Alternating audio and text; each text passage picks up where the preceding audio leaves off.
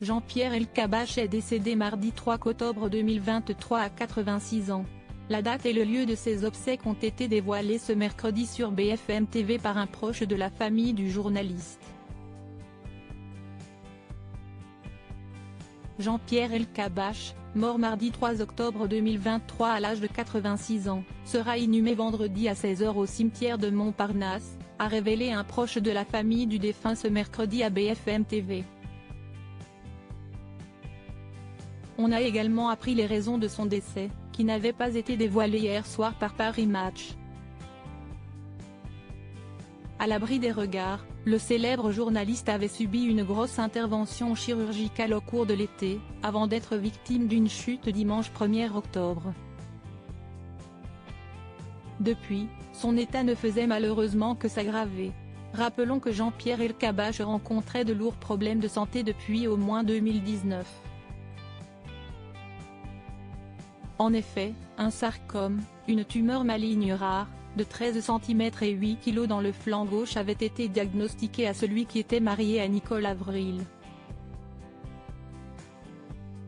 Il avait dans la foulée subi une lourde opération avant de passer 10 jours en soins intensifs.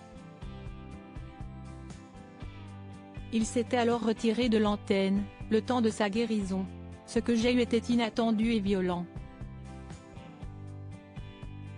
J'ai eu la chance d'être traité par les meilleurs. J'ai résisté, me voici debout. J'ai été hospitalisé 1 mois et demi. Pendant des semaines, je n'ai eu aucun autre intérêt que la survie.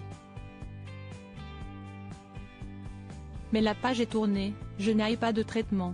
Si j'avais un conseil à donner, que chacun fasse des contrôles par prévention, confiait-il aux Parisiens en 2020. Emmanuel Macron, Nicolas Sarkozy, Rachida Dati, Julien Dray, Pascal Praud, Enrico Macias, Alain Duhamel encore Léa Salamé, qui le considérait comme son mentor.